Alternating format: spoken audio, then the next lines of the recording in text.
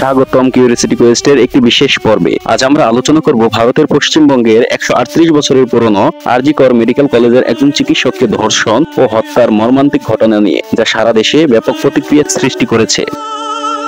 8 August রাতে 31 বছর বয়সী তরুণী চিকিৎসক টানা 36 ঘন্টার অন কল ডিউটিতে ছিলেন। তবে তার এই ডিউটি শেষ হয় একটি বর্বরচিত অপরাধের মধ্য দিয়ে। তার মৃতদেহ পাওয়া যায় আরজি কর মেডিকেল কলেজ হাসপাতালের 4 তলার একটি সেমিনার হলে। ময়নাতদন্তের রিপোর্টে তার উপর চরম যৌন লাঞ্ছনার প্রমাণ মেলে। ধর্ষণ ও হত্যার অভিযোগে একজন ব্যক্তিকে গ্রেপ্তার করা হয়েছে, যিনি হাসপাতালের কর্মচারী ছিলেন। অভিযুক্তের বিরুদ্ধে অভিযোগ হয়েছে মদ্যপ অবস্থায় তিনি ওই তরুণী চিকিৎসককে প্রথমে অচেতন করেন, তারপর ধর্ষণ ও শেষে খুন করেন। ঘটনাটি ঘটার সময় অভিযুক্ত সঞ্জয় রায় সেমিনার হলে ঢুকে দরজা বন্ধ করার চেষ্টা করেন, কিন্তু লক খারাপ থাকায় তা সম্ভব হয়নি। এরপর সঞ্জয় ও চিকিৎসকের গলা চেপে ধরেন এবং ভয়ঙ্কর ধস্তাধস্তি শুরু হয়।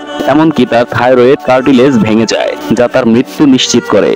এরপর তাকে বিকৃতভাবে যৌন নির্যাতন করা হয়। এই ঘটনার পর পশ্চিমবঙ্গ জুড়ে শুরু হয় তীব্র প্রতিবাদ এবং বিক্ষোভ। সাধারণ মানুষ, বিশেষত নারীরা, স্বাধীনতা দিবসে মেয়েরা রাত দখল করো নামে একটি প্রতিবাদ কর্মসূচির মাধ্যমে রাস্তায় নেমে আসে।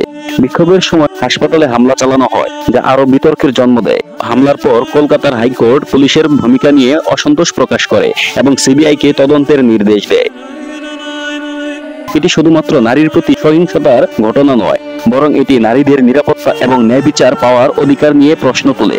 আমাদের সমাজে এমন বর্বরতা থামাতে সকলকে এগিয়ে আসতে হবে। আজকের এই বিশেষ পর্বটি এখানেই শেষ হলো। আপনার মন্তব্যটি কমেন্টে জানান। চ্যানেলটি সাবস্ক্রাইব করে পাশেই থাকুন। ধন্যবাদ।